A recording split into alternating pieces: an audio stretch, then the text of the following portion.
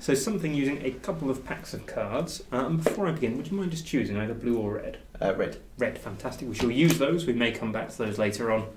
Who knows? I shall put them there, conveniently still in shot. In the meantime, something using the red cards. Now, before this trick can begin, we need to get something quite difficult to obtain. Okay. We need to get a really well shuffled pack of cards. Okay. Now, if I were to ask you to shuffle those two halves together, how well do you think they would end up being mixed? Fairly well. Fairly well. Yeah. Fairly well is about as good as you could hope for.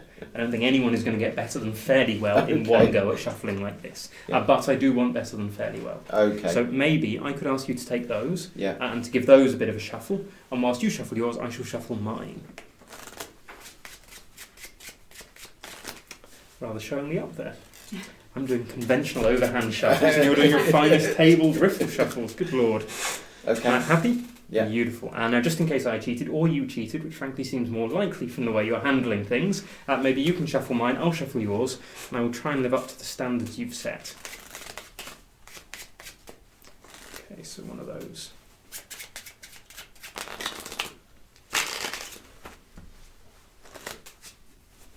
Very Okay. nice. Yeah. Finally, the last part is to mix the two piles together.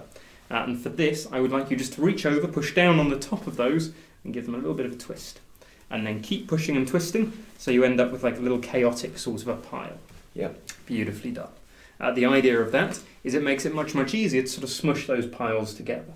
So if you could just put one hand either side and push those together, beautiful. I'll square them up because I know it's a bit fiddly, but as I do, I think you'll be able to see the way those two piles sort of telescope into each other. Yeah. So now, largely thanks to your efforts, we have a well-shuffled pack of cards. And now that we have one, we can begin. Watch this.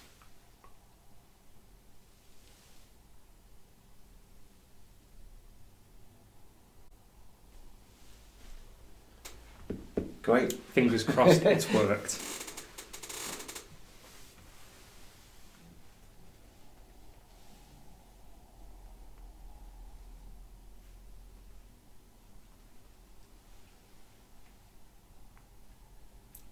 Just one mistake.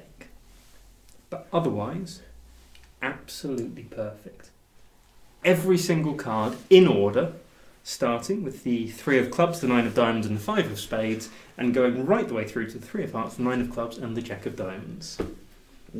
Yeah. Ta-da! They're not in order. You don't seem impressed. Mm.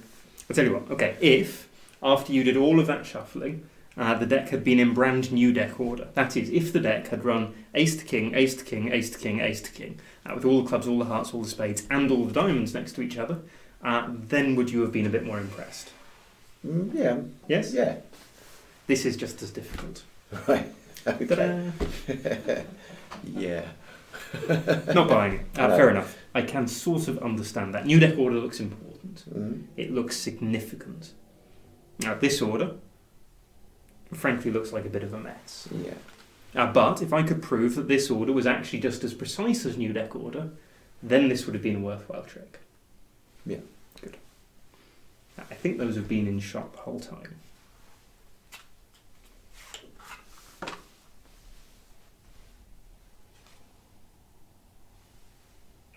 The 3 of clubs.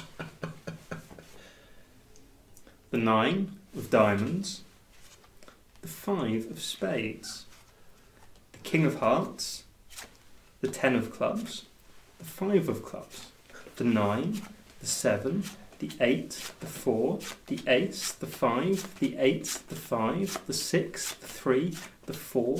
The 6. The 6. I think you get the idea right the way through. All the way down to the 3, the 9 and the jack.